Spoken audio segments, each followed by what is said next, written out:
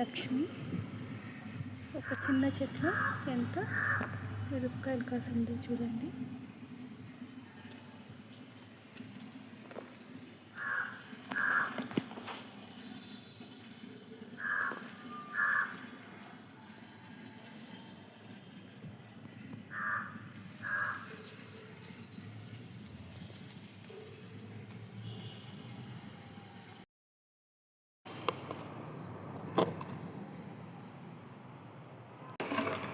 పప్పు ఫ్రెష్గా పచ్చిమిరపకాయలు, తర్వాత దోర టమోటా కాయలు, తెల్లగడ్డలు, ఇంకా కొత్తిమీర ఇవంతా కట్ చేసి వేసుకోండాను కుక్కర్లో. పసుపు కాస్త కొంచెం చింతపండు వేసుకొని ఉడికించుకోవాలి ఒక 5-6 విజిల్లు. పకోడీలు చేస్తూ ఉండాను, ఉల్లిపాయల పకోడీలు. మా చెట్లో ఫ్రెష్గా వదిలిన పచ్చిమిరపకాయలతో పకోడీలు.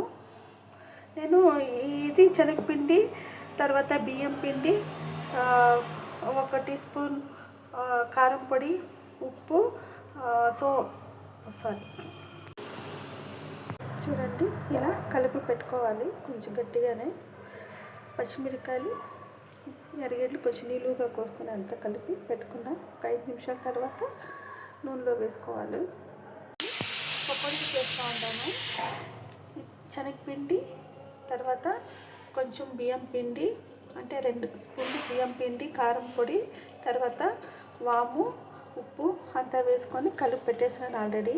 ఇప్పుడు ఈ ఉల్లిపాయలు,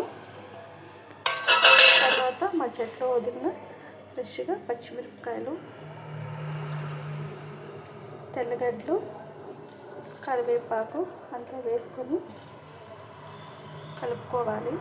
కలిపిన తర్వాత ఒక 5 నిమిషాలు పక్కకు పెట్టేసి తర్వాత నూనెలో వేసుకుంటే బాగా వస్తుంది. బాగా మెత్తగా ఉడికిపోయింది. ఇప్పుడు రాళ్ళ ఉప్పు వేసుకొని దీంట్లో వేసుకొని ఎనుపుకోవాలి. సట్టిలో ఎనుపుకుంటే బాగుంటుంది, కానీ రాళ్ళ సట్టి లేదు. దీంట్లోనే బాగా ఉడికించేసి ఎనుపుకుంటూ ఉన్నాను. ఎనుపుకి ఆవాలు, జీలకర్రలు వేసుకుంటున్నాను. తర్వాత కరివేపాకు వేసుకోవాలి. ఉల్లిపాయలు అవంతా పప్పులను వేసి ఉడకపెట్టాను కాబట్టి ఇప్పుడు నేను ఏమి వేసుకుంటలేదు. ఇంకా ఇచ్చే తాలింపు దోర టమాటాలు, పప్పు, పచ్చిమిర్చి, పులగూర తయారైపోయింది. నూనె ఉడికైపోయింది. ఇప్పుడు పకోడీని ఇలా వేసుకోండి.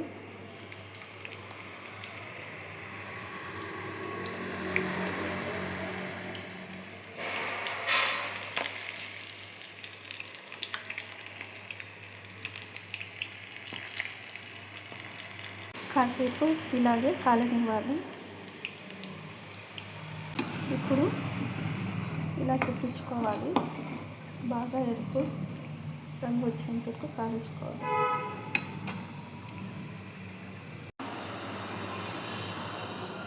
కాలిపోయింది. ఉల్లిపాయలు చూడండి ఇలా రంగు రావాలి. కొంచెం పకోడీలు తయారైపోయింది. వేడి పకోడీలు, పప్పుచారు, పకోడీ.